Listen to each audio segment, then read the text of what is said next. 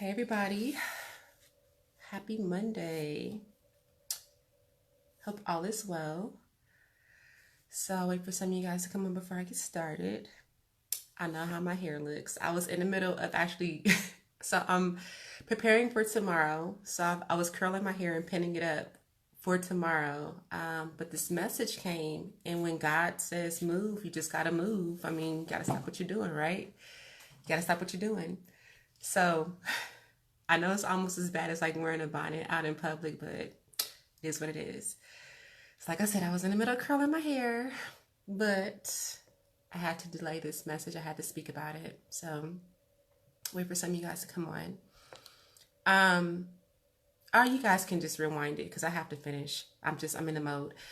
Anyhow, so I just put up a post, and the post stated that a lot of people ask about when am I going to find love? But then the question should be is, well, do I even know how to love? So, as you guys know, I'm a master spiritualist, a healer, a teacher. And so a majority of the clients that come to me because there's something that they're trying to seek, or they're trying to figure something out to feel complete. Who is laughing at me? I see all the laugh faces. Okay, you guys, like I said, I was in the middle of curling my hair, but I got this message. I had to stop and come talk to you guys. God said move, so I am. It is what it is. So, I mean, it's not a joke. I mean, this is not my choice. I just have to be obedient. Um, anyways, I know, it's like wearing a bonnet. I know. But there's nothing wrong with wearing a bonnet. I don't know why people make a big deal about that. I wear bonnets all the time, but in privacy. Anyways, to get back to the message. So, as you guys know, the main thing that I do is I help people to figure out how to move on to the next level of their lives, how to find the things that are missing, how to complete themselves, how to find their purpose, how to be happy, So what's missing in your life?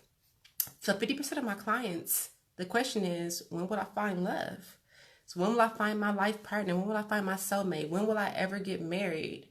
And 90% of those clients are in positions where they, number one, have issues with self-love, self-value, understanding who they are, having self-appreciation, having a sense of a balance within their own lives. The other 10% are it's all about but just be patient, it's coming. But 90% of the clients that come to me that are always like, so when will I find love? So when will I find the partner that I seek?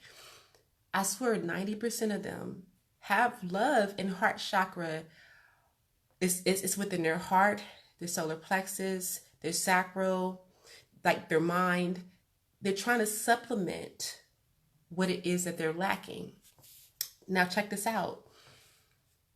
90% of those clients, let me actually turn off my notifications. 90% of those clients, maybe half of the clients, so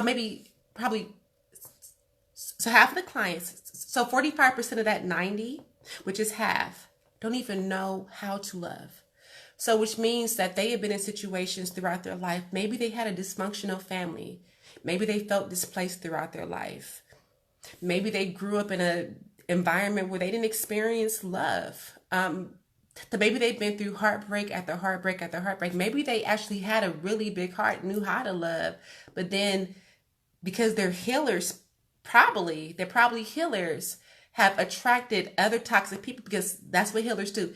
So healers attract people who are sick. And when I say sick, I mean people who are mentally, who are physically, emotionally, and spiritually draining. So healers attract people who tend to take.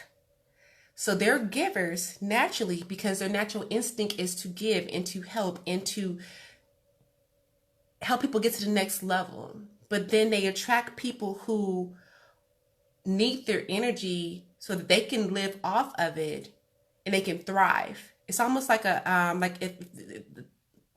like a flea and a dog. So there's a host,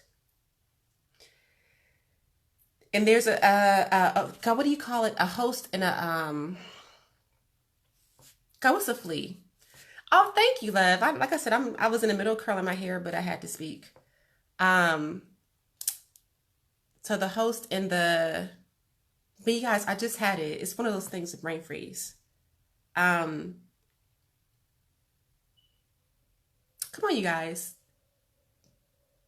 A host and what is it called? Anyways, so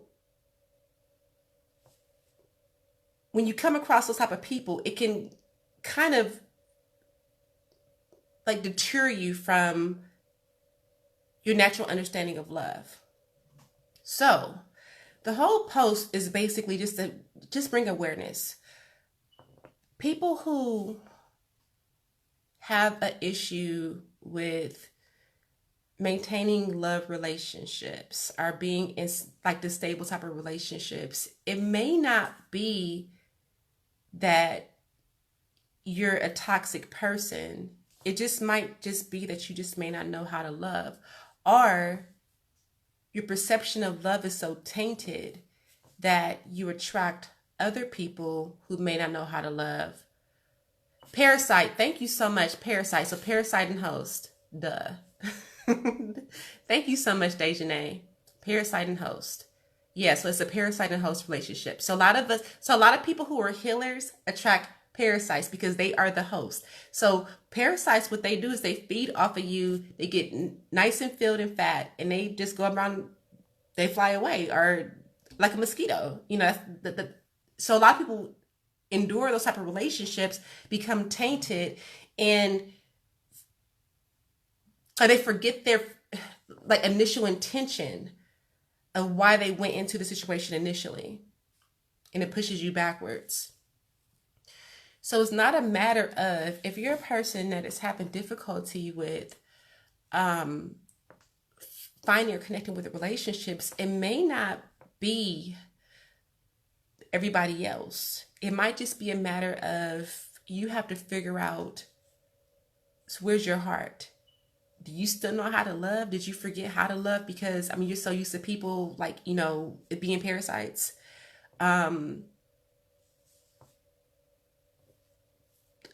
With your upbringing, I mean, were you in an environment where you felt love? Like, were you in an environment where you felt like were you taught to love?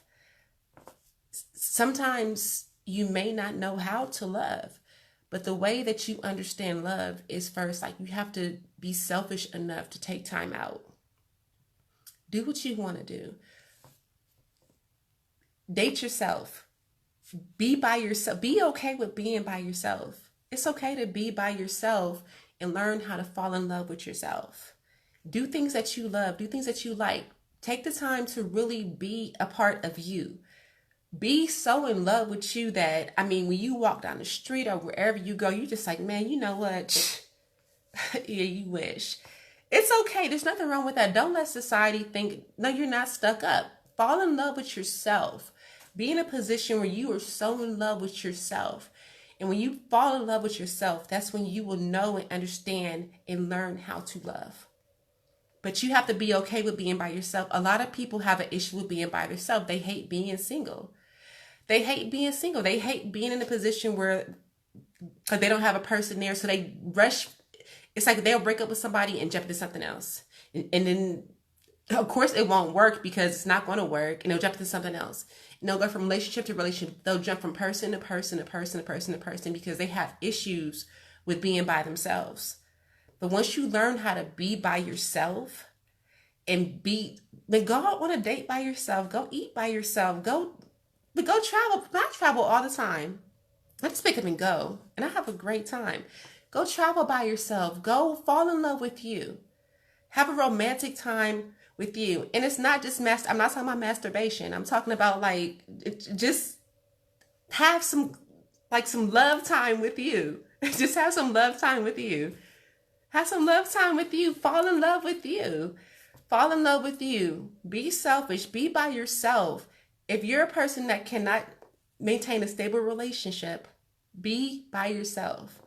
Fall in love with you. That's how you learn how to love. When you learn how to love you unconditionally, that means you love your flaws. You love the great things about you, love the bad things about you. I mean, you accept them, but you accept, because that's unconditional love. So when you can learn how to accept your flaws, that's whether if you're overweight, if you're too skinny, if you have some features about you that you may not like, but you're like, you know what? Oh, well, I love them anyway. That's unconditional love. Learn how to love yourself unconditionally. When you learn how to love, you will attract unconditional love. But when you love based off of a standard, so meaning, well, if I do this, then I'm lovable. Or if I accomplish this, then I'm lovable. Or if I can do this, or if I can be this way, or if I can hang around this type of person, or if I can have this type of car, if I can have this type of house, if I can do this, then that's when I'm lovable. You're loving with condition. That's not love. That's not love. It's the same thing as attracting a parasite. But when you can sit there and you can look at yourself, no matter what position you're in, like no matter what, I love you. I love you. I love me. I love me unconditionally.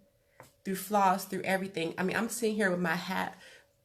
My hair is half pin curled and half down. But like I said, like the message had to come out. It had to come out right now. So, but I don't care. Like, I mean, y'all know how I am. I think y'all know how I am. Kind of. But that's me. But when you, no matter what's happening, no matter what you're going through, you can stare, no filters. If you can take a picture with no filters, if you can wash your face and be around people without even like tons of makeup on. So when you're able to do that, when you don't have to try to show like an image to other people to have them to have approval over you or to like you. When you're okay with you, how you are right now in this moment, if you're not okay with you right now, if you have to have all that to try to impress everybody else, you have to fall in love with yourself. You have love issues. So until you actually learn to love you unconditionally, that's when you will actually learn how to love someone else. And you'll attract someone else who actually loves themselves and knows how to love themselves. They understand love. And that's when you'll come together with somebody that you can be truly in love with. Until then, until you learn how to love yourself unconditionally, no matter what, without restrictions, no filters, no nothing, no representative, no nothing. Until you get to that point, you will attract other people who are in that same insecure type of spot. So, but again, you may not know how to do it because you may have been raised where you have to live. And I meet so many people, like a lot of these people like these, and I'm not talking about education in a like negative way, because I think education is important. But I've met so many people who have gone to college and school for years and years and years, are in crazy ass debt because they want to impress their family or their friends. They have to have an image or have a persona for other people. And they're unhappy. They're miserable. And not even doing what they went to school for. Some of them aren't, but it's like they didn't follow their passion and who they really were because they were trying to impress and live for another person. That's not self-love. But sometimes we're taught that though too as well. So it's like a lot of times people don't even realize it, don't even know. Sometimes we live for other people. We live under other expectations. And so being here in Atlanta, I learned that really quick. I mean, if you're living in a certain type of, when I first moved here, when I first moved to Atlanta, 5 years ago, I moved to Riverdale. Now, it was a great neighborhood in Riverdale. Actually, it was unincorporated. Like it was so it was like Fairburn, but it was unincorporated, but it was considered Riverdale. And I would tell people I lived in Riverdale. They'd be like, "Oh man, you live in Riverdale?" And I was like, "Yeah." I mean, I didn't know about the size of towns that you have to be inside the town. You have to live in Buckhead to be important, or you have to you have to be in Midtown to be important, right? Or if you live in Midtown or Buckhead, that's when you are the shit. But you know how many people that I know live in Buckhead who stay broke, who live from paycheck to paycheck, who are renting but have that $700, like a car note that's $700. Like they're miserable, but they live in Buckhead. They're always broke, but they live in Buckhead. But it's about the image because we want people to love us based off of a perception, but not as of who we are, because it's a lack of unconditional love within ourselves.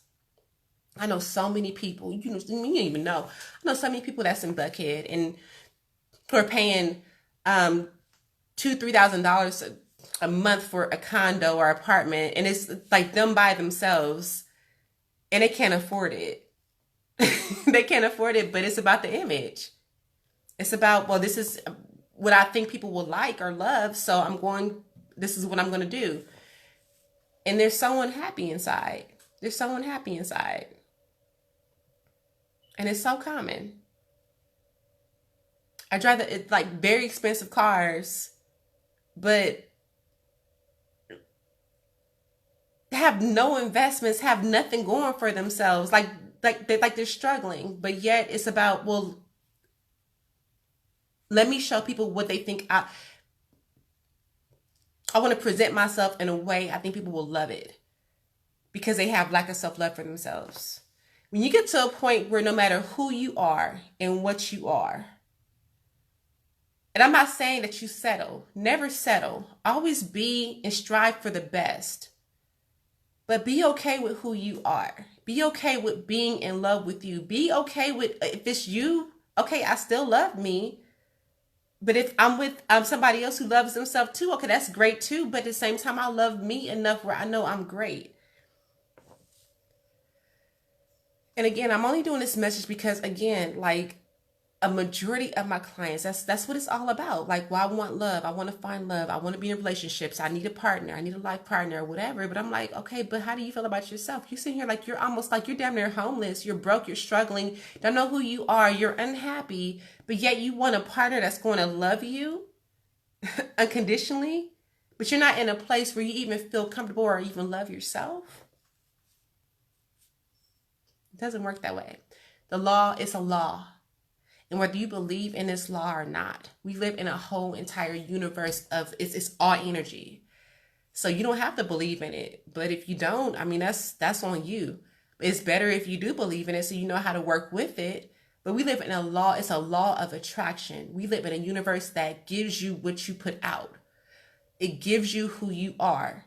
Whatever you believe is true, whatever your perception is, it gives you that back in return. It reflects it back to you, whether you believe it or not. I think you should test it. So whether you believe, so I don't care how beautiful, how fine you are. I don't care how much money you have or whatever. If you don't feel good up here and in here, you're going to attract someone else who's kind of kooky up here and who doesn't feel good in here too as well. And it's going to be a continuous cycle until you actually feel good up here and feel amazing in here, until you're balanced and feel amazing and complete. So until you feel complete within yourself. So I suggest, if you're a person that is continuously attracting the same cycle over and over and over again, and you're like, well, I don't understand. I don't know what's going on. You have become a victim. Get over it. Get over that shit. It's not everything else. It's you. Fix you. Change you. Focus on you. And then everything else around you is going to change. And that's just how it is. So yes, I took time out. About to go back and curl my hair. Get ready, because I'm actually going to Florida tomorrow. So about to go back and curl my hair. But if you guys need me, my website is www.kendisgsmith.net. You already know. So I'll talk to you guys later. Bye.